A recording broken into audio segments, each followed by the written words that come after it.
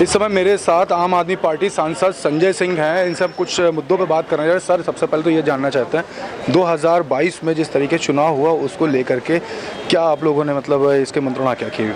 देखिए, मंत्रणा उसमें जो हम लोगों ने की उसमें यही निकल के आया कि पूरे चुनाव में जहां भी हमारे प्रत्याशी जाते थे किसी ने हमारे पार्टी की आलोचना नहीं की, लेकिन लोगों ने ये कहा कि अगली बार आपको मौका देंगे।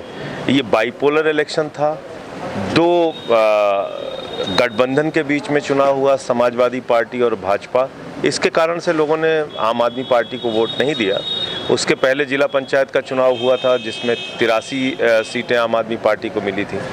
तो इससे ना हम लोग निराश हैं ना हताश हैं, आगे संगठन बना रहे हैं। नगर निकाय का चुनाव जो नवंबर दिसंबर में होने वाला है उसमें किस तरीके से तैयारियां चल रही हैं? हर बूथ पे, हर वार्ड में और हर बूथ के नीचे 10 मोहल्ला प्रभारी बनाने का हमने लक्ष्य रखा है। 30 घर के ऊपर एक हमारा मोहल्ला प्रभारी होगा और पूरी मजबूती से 13,000 जो लगभग वार्ड की सीटें हैं और मेयर और चेयरमैन की जो सीटें हैं निगम में, नगर पालिकाओं में, नगर पंचायतों में हम लोग लड़ेंगे। अच्छा सर, एक बात और कर रहा हूँ, 24 को लेकर के 2024 को लेकर सर किस तरीके की तैयारियां चल रही हैं? देखिए, 24 तो अभी उस बहुत जल्दबाजी होगी उस पर कुछ कहना। अभी हम लोग गुजरात और हिमाचल के चुनाव में, विधानसभा चुनाव में फोकस कर रहे हैं। उत्तर प्रदेश के नगर निगम के चुनाव में, निकाय के चुनाव में फोकस कर रहे हैं और इसके जो परिणाम आएंगे ये काफ़ी हद तक मददगार साबित होंगे संगठन निर्माण में भी और 24 में लोकसभा के चुनाव। बीजेपी के बुलडोजर राजनीति को सर लेकर क्या कहना चाहिए? देखिए, ये बुलडोजर राजनीति सिर्फ गरीब आदमी के लिए है। जी सर। जो ठेले वाला है, जो सब्जी वाला है, जो झुग्गी वाला है, ये उसके लिए है।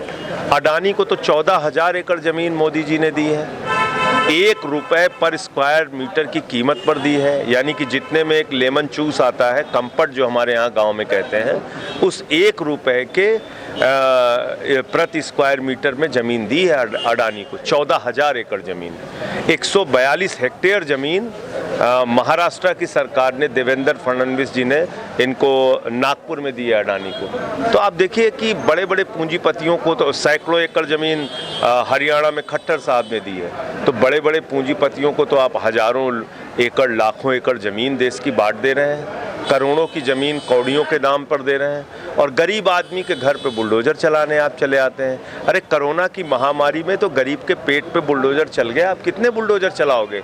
उसका रोजगार छीन लेना चाहते हो। और इसमें कोई एक नहीं, हिंदू हो, मुसलमान हो, सिख हो, ईसाई हो, किसी को नहीं छोड़ रहे हैं लोग। ये सबके ऊपर बुलडोजर चला रहे हैं, सबको बर्बाद करने पे तुले हुए हैं। इनको कोई मतलब नहीं है इस देश से, इनको कोई मतलब नहीं इस देश के नौजवानों के रोजगार से, गरीबी से। इनको सिर्फ अपनी तानाशाही और अहंकार चलाना है। तो बुलडोजर अगर चलाना है तो बीजेपी के नेताओं ने जो बड़े बड़े ज़मीनों पे अतिक्रमण कर रखा है, जो बड़े बड़े अधिकारियों ने अतिक्रमण कर रखा है, पूंजीपतियों ने कर रखा है, उन पे चलाओ ना, हिम्मत है तो। गरीब आदमी के ऊपर बुलडोजर चलाते हो। अच्छा सर, लास्ट में सर एक प्रश्न और। सर, इलेक्शन से पहले जैसे राम मंदिर ट्रस्ट का सर मामला सर ओपन किया था, इस समय सर विपक्ष कहीं ना कहीं से साइलेंट दिख रहा है। देखिए, उसमें बहुत सारे और कागजात धीरे धीरे सामने आ रहे हैं और उस पर फिर आगे हम लोग बोलेंगे। लेकिन मूल बात यह है कि अभी हम लोगों ने निर्णय लिया है कि हम भारत की आन बान और शान, हर भारतीय की पहचान, तिरंगा निशान और भारत का संविधान, इसको लेकर तिरंगा शाखाओं का निर्माण कर रहे हैं पूरे उत्तर प्रदेश में। 6 महीने में 10,000 तिरंगा शाखाएं हम लोग बनाएंगे और उसके 10,000 शाखा प्रमुख होंगे और वहाँ पर हम लोग भारत का तिरंगा सामने रखकर और संकल्प लेंगे, भारत के संविधान की प्रस्तावना पढ़ेंगे।